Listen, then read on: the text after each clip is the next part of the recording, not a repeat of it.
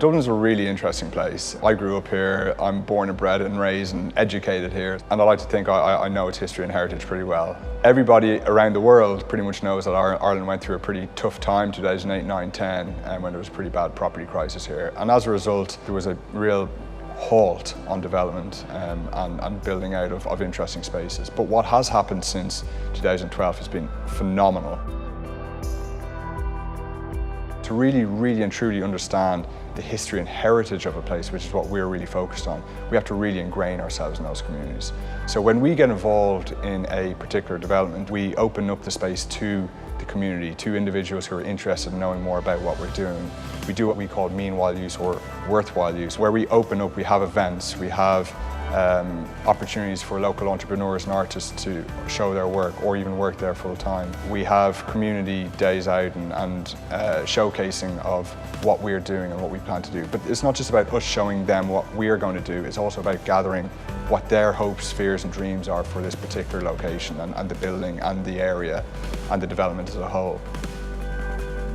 We're at Donnybrook House today. It was historically an old bank centre. There's an amazing piece of artwork that we have down in the ground floor highlighting that particular heritage and the fact that this was a credit card facility beforehand.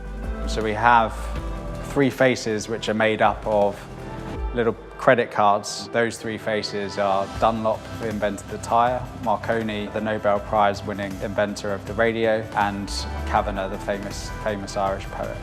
Donnybrook House is approximately 45,000 square feet in size. It's split over 4 office levels. You come in through the entrance into the reception, which has our artwork to the right, and then has a co-working space to the left-hand side.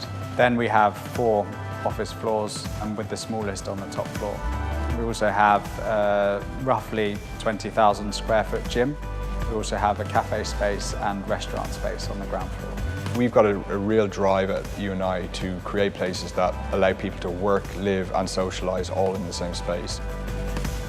Throughout all our schemes, whether it's in Dublin, Manchester or London, we live our values every day. Our values are imagination, intelligence and audacity. And I think the most exciting one of them for me is probably audacity.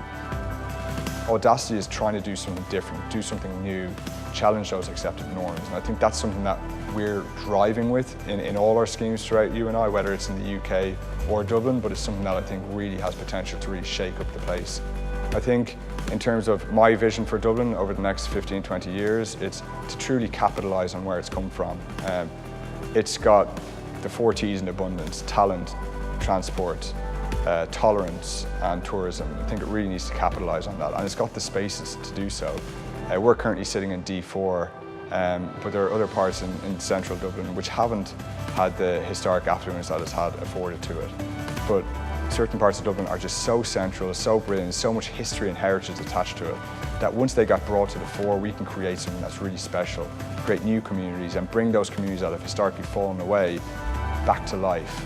And really bring through what Dublin is best known for, which is its people, isn't it? People come to Dublin not necessarily to see the beautiful city that we're in right now, but it's to understand the crack, understand what it is that makes the Irish and being Irish special. And so as long as we can create that community feel and bring it close to the city centre, we'll be in a really good spot over the future.